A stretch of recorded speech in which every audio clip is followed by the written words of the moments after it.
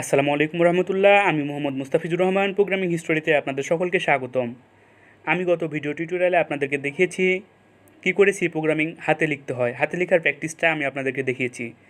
যারা C programming related study করছেন তাদের জন্য হয়তো সেটা অনেক হেল্পফুল হিসেবে কাজ করেছে। তবে চলুন আজকে আমরা একটু আলাদা টপিক শিখব। সেটা হচ্ছে যাদের কোডিং করছেন বা যারা কোডিং নিয়ে শুরু করেছেন, এমত অবস্থায় ডেস্কটপ নাই বা ডেস্কটপ নষ্ট হয়ে গেছে, সেক্ষেত্রে কিছু দিনের জন্য, সাময়িক জন্য আপনারা কি করবেন? বাড়িতে বসে না থেকে আপনাদের যে অ্যান্ড্রয়েড ফোন আছে সেইটা দিয়ে কিন্তু কোড করা যাবে। এতদিন আমরা কোড ব্লকসে কোড করেছি এবং ল্যাপটপ ডেস্কটপ দিয়ে কোড করেছি। তো আজকে আমরা একটু আলাদা টপিক শিখব। সেটা হচ্ছে কী করে আমরা অ্যান্ড্রয়েড ফোন দিয়ে কোডটা করে থাকব এবং প্র্যাকটিসটা আমরা দেখে নেব। তার জন্য আপনাদের সকলের প্রয়োজন একটি অ্যান্ড্রয়েড ফোন এবং নেট কানেকশান অবশ্যই থাকতে হবে। তাই চলুন আমরা সকলেই চলে যাই গুগলে বা ক্রোম ব্রাউজারে, যেটাই ব্যবহার করে থাকেন সেইটা প্রথমত আপনারা ওপেন করে নেবেন। আমি ক্রোমোতে চলে গেলাম। ক্রোমোতে চলে যাওয়ার পর আমি সার্চ দিলাম হচ্ছে সি কম্পাইলার। সি কম্পাইল লিখে সার্চ দিলাম, তারপর চলে আসলো। এগুলো আপনারাও সার্চ করতে অবশ্যই পারেন, নতুন করে বলার কিছুই নাই। তারপর দেখুন online C compile, online editor, online GDB, এইটা লিখে আমরা এইটার উপর ক্লিক করলাম। এটা ক্লিক করার পর আপনারা দেখতে পাচ্ছেন এখানে একটা সিনট্যাক্স চলে এসেছে সি প্রোগ্রামিংয়ের। আমরা দেখতে পাচ্ছি লেখা আছে অনলাইন সি কম্পাইলার কমেন্ট করে code compile, run and debug C programme.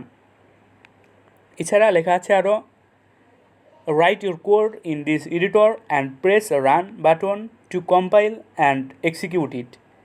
এখানে আমরা কোড করতে পারবো, কম্পাইল করতে পারবো, রান করতে পারবো এবং ডিবাগ করতে পারবো। তো আমরা সকলে জানি, দেখুন এখানে ইনক্লুড stdio ডট এইচ যে একটি হেডার ফাইল ডিক্লেয়ার করা আছে, তারপর মেন ফাংশন ডিক্লেয়ার করা আছে এবং প্রিন্টএফ ফাংশন দিয়ে প্রিন্ট করে দিয়েছে। এই কাজগুলো আমরা জানি। তো চলুন আজকে আমরা একটা ভেরিয়েবল ডিক্লেয়ার করি এবং সেটা প্রিন্ট করে নিই। জাস্ট এতটুকুই করব যেন আপনারা বুঝতে পারেন কী করে অ্যান্ড্রয়েড ফোন দিয়ে যেখানে বসেই আপনারা কোডগুলো করতে পারবেন।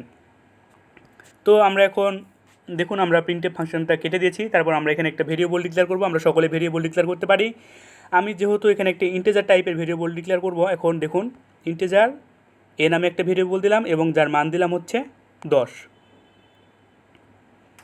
অবশ্যই স্টেটমেন্টটা সেমিকোলন দিয়ে শেষ করতে হবে। আমি অনেকবার বলেছি, নতুন করে বলার কিছুই নেই। এখন আমি এই এর মানটাকে দেখতে চাচ্ছি, অবশ্যই প্রিন্টএফ ফাংশন আমরা ইউজ করব। আমরা প্রিন্টএফ ফাংশনে আমরা কাজ জানি, সেক্ষেত্রে আমরা প্রিন্টএফ ফাংশন ইউজ করেছি এবং স্টেটমেন্টটা শেষ করব সেমিকোলন দিয়ে। তো প্রিন্টএফ ফাংশন আমাদের রেডি। এখন আমাদের কী করতে হবে? ডবল কোটেশন দিতে হবে। ডবল কোটেশন দেওয়ার পর আমাদের কী করতে হবে? আমরা এখানে একটা মেসেজ শো করে দিচ্ছি, দ্য নাম্বার ইজ। তারপর আমাদের কী করতে হবে? ফরম্যাট স্পেসিফায়ারটা লিখতে হবে। ফরম্যাট স্পেসিফায়ারটা আমাদের কি, যেহেতু এখানে আমি অনেকবার বলেছি যেহেতু এইটা আমাদের ইন্টিজার, সেক্ষেত্রে এইটার ফরম্যাট স্পেসিফায়ারটা হবে হচ্ছে %d। এটা ফরম্যাট স্পেসিফায়ারটা কী হবে? %d। তো আমরা %d দিয়ে দিলাম।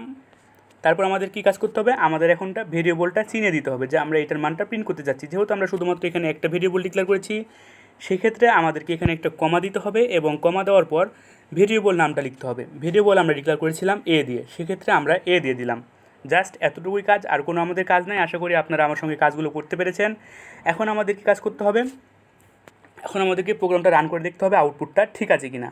তার আগে একটা মেসেজ শো করে দিবে, এটা হচ্ছে দ্য নাম্বার ইজ %d, এটা মেসেজ শো করে দিবে।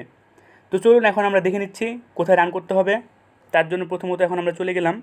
দেখুন সর্বোপরে লেখা আছে রান, ডিবাগ এবং স্টপ। এখন আমরা কি করব? রান করব। তো ফাইলটা রান করতে হলে আমাদেরকে অবশ্যই রানে ক্লিক করতে হবে, আমরা সকলেই জানি।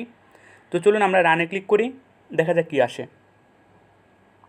দেখুন দ্য নাম্বার ইজ 10 চলে এসেছে, আমাদের প্রোগ্রামটা চলে এসেছে। যেহেতু আমরা এখানে একটা মেসেজ শো করে দিয়েছিলাম দ্য নাম্বার ইজ %d এর মাধ্যমে প্রিন্ট করবে, অবশ্যই সেটা 10। তো আমাদের প্রোগ্রামটা সঠিকভাবে রান করেছে। আমি এখানে বলে দিতে চাচ্ছি যে a = 10, অবশ্যই সেটা প্রিন্ট করবে। তো এখন আমাদের কী করতে হবে? আবারও রান করতে হবে। আমরা রানে চলে গেলাম। রানে চলে যাওয়ার পর আবারও রান করলাম। দেখুন দ্য নাম্বার ইজ a = 10। আশা করি আপনারা বুঝতে পেরেছেন এবং এখন থেকে ল্যাপটপ বা ডেস্কটপ নিয়ে কোনো টেনশন নাই। যদি যদি না থাকে তো আপনারা যারা যারা কাজ শুরু করতে চাচ্ছেন ফোনেই করতে পারবেন। তো আশা করি আপনারা এই পর্যন্ত কাজগুলো বুঝতে পেরেছেন এবং সি কম্পাইল কীভাবে অনলাইনে কোড রান করতে হয় সেগুলো বুঝতে পেরেছেন। তো বসে না থেকে আপনারা যে যেখানে আছেন সেখান থেকে কাজগুলো অবশ্যই শুরু করে দেবেন। তো আজকে ভিডিও টিউটোরিয়ালটি এই পর্যন্ত। ভালো থাকুন, সুস্থ থাকুন, ধন্যবাদ সকলকে।